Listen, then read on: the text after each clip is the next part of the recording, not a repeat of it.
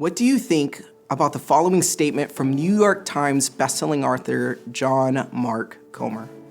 This is what he says. Spiritual formation, or CSM as I'd like to put it, spiritual molding, isn't a Christian thing or even a religious thing. It's a human thing. To be human is to grow, to mature, to adapt over time. Formation is simply the process by which our spirit or inner person is formed into a particular shape or character. Over a lifetime, we are spiritually formed by a complex alchemy of genetic inheritance, family patterns, childhood wounds, education, habits, decisions, relationships, environments, and more.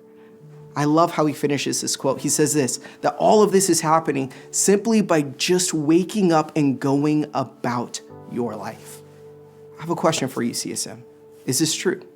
Is your life and your spirituality truly formed or molded by the relationships, your habits, the environment in which you live, the choices you've made, the stories you believe about yourself, or even the stories you believe about the world you live in? Or what about this one? The time in which you were born. I want you to think on this for a second. Would you have a different belief if you were born in the 1800s as opposed of 2010? I didn't mean to get too deep on you. However, I've been thinking. And the thing I can't seem to shake is how thoughtless I've been, and truthfully, how thoughtless those around me have been to our spiritual formation. When was the last time you were truly thoughtful about the things that were forming you? Because it's happening. Right now, literally right now as I speak, you and I are being formed. So the question is no longer if you and I are being formed, but rather, what are you and I being formed into? As someone once told me, you and I are becoming more and more of a person. The question is, what type of person are we becoming? If you have your Bibles, I want you to open them up to Romans 12, verse 2. Now, as you're turning your Bibles there, I want to give you a little bit of context. Sometime in 55 AD, the Apostle Paul had written a letter to a church in Rome. It was there that God, using Paul as his spokesman, encourages this church to be united around what it means to truly follow Jesus. So that brings us to Romans 12, verse 2. This is what it says. Do not be conformed to the pattern of this world, but be transformed by the renewing of your mind. Then you will be able to test and approve what God's will is, his good, pleasing, and perfect will. Here in this text, God is giving us two options to spiritual formation, confirmation or transformation. Confirmation means this, to be or become socially, behaviorally, or socially similar to, conceived of as being or becoming shaped or molded into a certain pattern. CSM, when God says, don't be conformed to the pattern of this world, what he's really calling you and I to is a life that looks so different from the rest of the world that it appears as if we were a misplaced puzzle piece.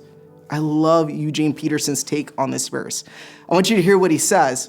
He says this, don't become so well adjusted to your culture that you fit into it without even thinking. Instead, fix your attention on God. You'll be changed from the inside out. Here's the truth of the matter. You and I are being formed. And God is explicitly telling us that if he ain't forming us into his image, then the powers of this world will form us into theirs. And here's the tragedy. See, the tragedy is that for most Christians, they thoughtlessly, without even thinking twice about it, Christians will choose the world to form them instead of Jesus. They do this by simply allowing their hearts to abide or make their emotional homes in the harmful messaging of this world. Look at me. This is despite God giving us cautionary tale after cautionary tale after cautionary tale of those who choose to be formed by this world instead of Jesus and suffer great loss. Don't believe me? I want you to consider one of the greatest freestyle rappers in recent times, Juice WRLD. And I want you to listen to what he allowed to form him. Here's a transcript of an interview Juice WRLD did sharing what formed him and what he believes to be the formative years of human beings. Juice WRLD, referring to drugs, says this, drugs, it was something I was into early, low-key due to music. I was a music head, so in 6th grade, 7th grade, I'm hearing songs about sipping lean. Those are the real influential years, I feel like, especially for a boy. Find out what your role models are, what you like, basketball, football. That's when you start kind of choosing the dreams you want to chase. He goes on to say, so 6th grade, 7th grade, I was hooping, playing baseball. I was good at both at the time, but I was also like freestyling, and I was really into music. So my family put me on to all this different music, Future, Gucci, all these rappers talking about drugs. The first song I ever heard by Future was Ain't No Way Around It. The second song I heard by Future was Dirty Sprite, and that had me wanting to sip lean at 11 to 12 years old, bro. Fam, if you don't believe me, Juice WRLD would go on to abide or make his emotional home in the teachings of Future and Gucci, do drugs in 2019 and die at the age of 21. Juice WRLD made his emotional home in the things of this world, and he was killed by its vices. Sadly, stories like this are far too common in our world, yet let alone the music industry. Romans 12:2. Do not be conformed to the pattern of this world, but be transformed by the renewing of your mind. Then you'll be able to test and approve what God's will is, his good, pleasing, and perfect will. If confirmation means to be or become behavioral or socially similar to, then the word transformed is telling.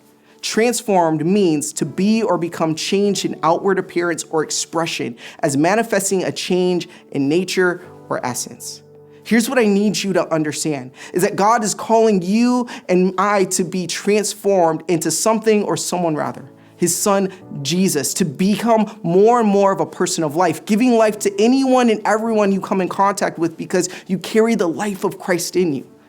This happens by bringing your thoughts back to God, forming your life around what God thinks about things.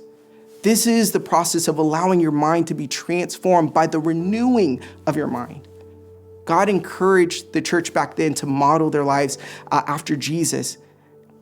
God's standard for you and me is nothing less than Jesus, being transformed into the same level of goodness and holiness of Jesus. The only obstacle, I believe, is what that's preventing you from reaching that standard is what Jerry Bridges calls cultural holiness. This is what he says in his book, The Pursuit of Holiness. Many Christians have what we might call as cultural holiness. They adapt to the character and behavior patterns of Christians around them. As the Christian culture around them is more or less holy, so these Christians are more or less holy. But God has not called us to be like those around us. He has called us to be like himself. Holiness is nothing less than conformity to the character of God. The reason why you and I may not see this type of transformation is because, like Juice WRLD, we are abiding in the wrong places. Many Christians will make their homes or set their minds on the opinions, relationships, and lifestyles of others instead of at the feet of Jesus. As Jesus followers, it is imperative that you and I make our home or set our minds continually on Christ, his life, his death, and his resurrection. See, it said, make your emotional home in Jesus. When you do, you'll find that becoming like Christ will become more and more of an overflow of your time with him, instead of a checklist of practices or thinking that you need to have in order to be a Jesus follower.